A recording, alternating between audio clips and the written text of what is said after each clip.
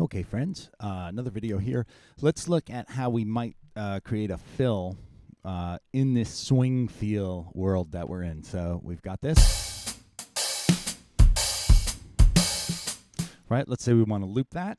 Oh, I don't have looping on, so I'm going to use my shortcut. Watch the earlier video about the action list. I'm going to just hit my shortcut, which is Shift Option Command L. I created that. That's not built in. Now I can loop this as much as I want. Let's say I want to loop this much, and then I want to fill. Right?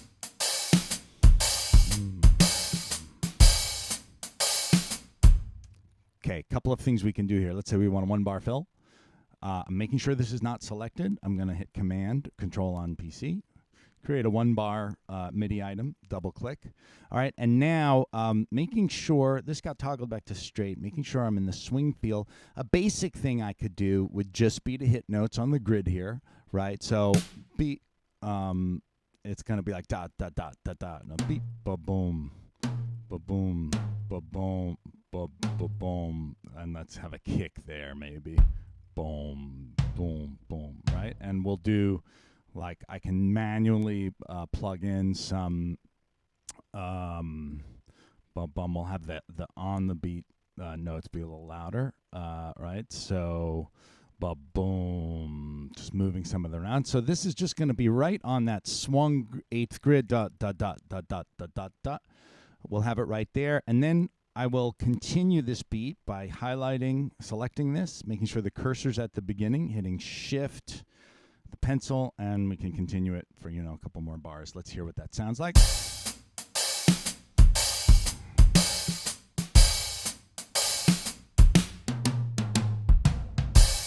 Okay, I can live with it.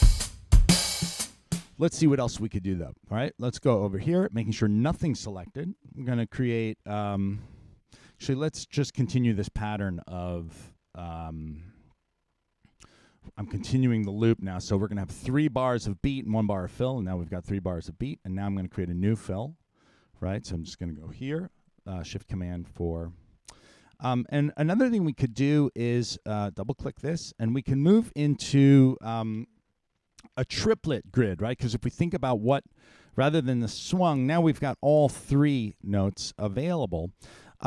And one thing I could do to start out with is let's just add notes on the grid, just like on the snare drum, right? So a couple of ways to do this. One thing is I can just drag, and you can see the earlier video, I created that shortcut to split notes on the grid. I think it's Shift Control S or Shift Option S. There it is. Okay, right. So I've just divided that into triplets. It's not going to sound great to start out with.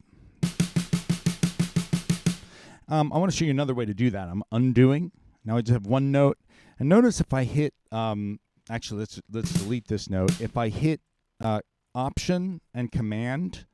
Option, probably be Control Alt on PC. This becomes a paintbrush, and painting means I can just write in notes on the grid. So I can just, I can move them all around, and it'll just drag. Right now, I'm just going to keep it snare.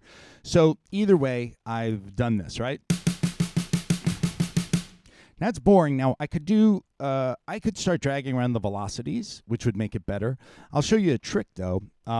There's a tool called Humanize. If you look under Edit, it's Humanize, and it's got a shortcut. This is pre-programmed. I just hit H, and watch what happens. If I hit H, notice the velocities move all around. That's because of the last setting I used. I can randomize the velocity. So this is 0.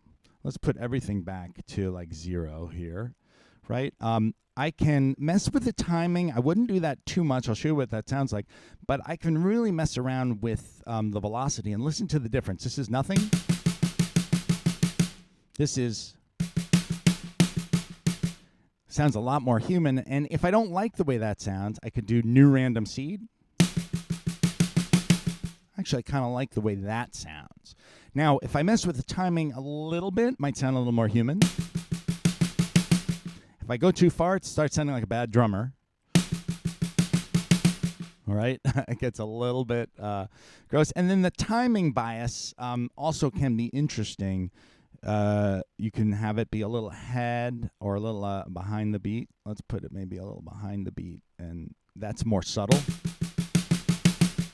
Great. And I could also, again, even after these velocities are moved, I could yet da boom, boom, boom. Let's move this around the drum. I'll move these up to this tom. I'll move this up to this tom. Boom, and move these two to the floor tom. Right? So now I've got something that sounds, did I not make it all the way? Let's see. Yeah, we want to go up there, right? So now I've got this fill. Okay, cool. Maybe I'm happy with that, all right? So again, I can just highlight the beginning of my beat to continue and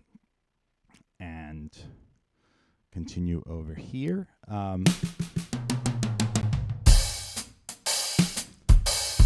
Right, and if we wanted to get a little bit flashier, the other thing I could do is I could go to 16th notes, right?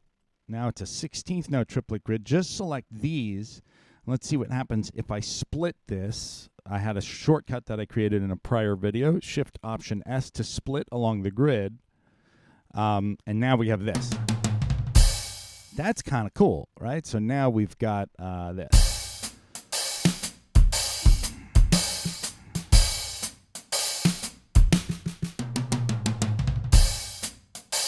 And I could, of course, go in and customize. Like maybe I think it should, I can drag these up, make sure they're unselected. I can also hit Command and have sort of an angle so that it like gets louder. I don't know if that's going to be very human feeling, but let's see.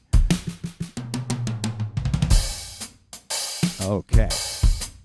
All right. So anyway, that's just adding some different strategies for adding some fills and swing feel. Hope it's useful. I'll see you soon.